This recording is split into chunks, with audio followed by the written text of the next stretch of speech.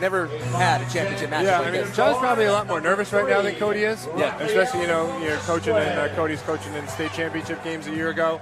But John's got a lot of experienced kids athletically. I mean, if I'm not mistaken, they got a lot of kids who are, part of their football run. Kids who... In the postseason. Here's Kelly kicking it out to Matthew Tepedino. Tepedino back to Velasquez. Velasquez pulls up mid-range. First possession and a bucket for Rye. Both these teams are really good defense to offense, so transition defense is going to be key too. Kelly with the steal. Velasquez on the open floor. Trying to push the tempo here again. Tepedino shot fouled. He'll go to the line. And here comes Rafael Velasquez, who I think has really been the difference maker. We knew Quinn Kelly coming in. He was Super 7 by Aloha. Matthew Tepedino, multi-sport star. Mackel, given the size inside. But Velasquez has been the guy who's really come on and put this Rye team over the top. Yeah, we talked about it last in their semifinal too. I mean, you're not going to account for the third or fourth guy down the line, most of the time. So he's going to be the guy who's going to get looks from the perimeter. He can make a play off the dribble. He's probably got the third or fourth defender for Poughkeepsie on most trips. Turn and go. The Pioneers in the open floor, taken away by Velasquez. Now numbers for Rye. Quinn Kelly in transition, contact. A 2-on-3, and he's going to pull it back out. Nope, he's going to stay inside. Back out to Velasquez. They left the shooter alone. Rare, and he knocks it down. Monster three for Rafael Velasquez. Line for James Mackel. 25-19, Rye leads. And the ball's lost. Velasquez coming through there. Shot is no good, but great defensive play there by Rafael Velasquez. Wasn't all the way across, so no backcourt violation. Zakai Curtis, baseline shot, in and out, and rebounded by Volbrecht. Great box out inside by Velasquez. Rafael Velasquez hit a big three in this quarter, taking the pressure off Matthew Tepedino, who's led the scoring for Rye. Volbrecht going to give it back to Tepedino. Tepedino waiting.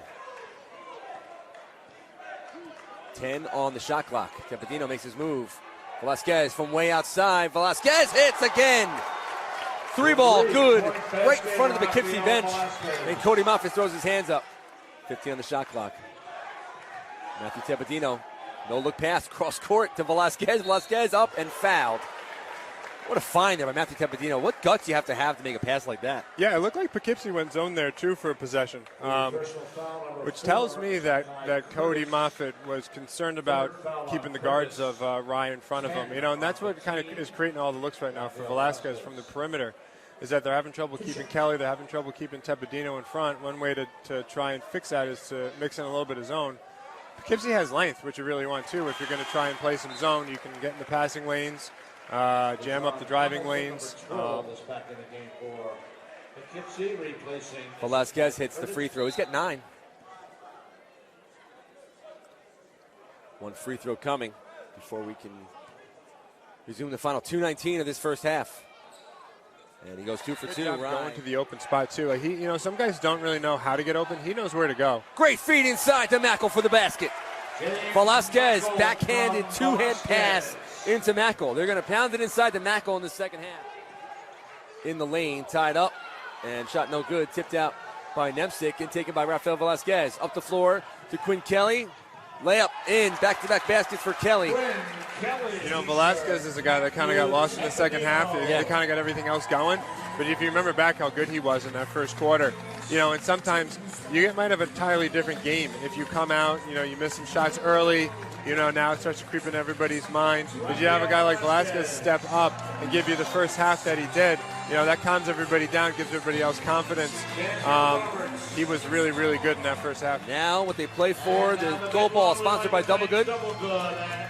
Dyer for her sponsorship of the gold ball. And here it is. It's going to Rye. First time since 1989, the Garnets are champs. Bit of a surreal moment, I'm sure, for John Aguilar and this Rye team. The build-up, he probably had conversations with these guys when they're sophomores and freshmen about what could be in 2020 when they're seniors. They could do this. They got to work hard, all the off-season stuff.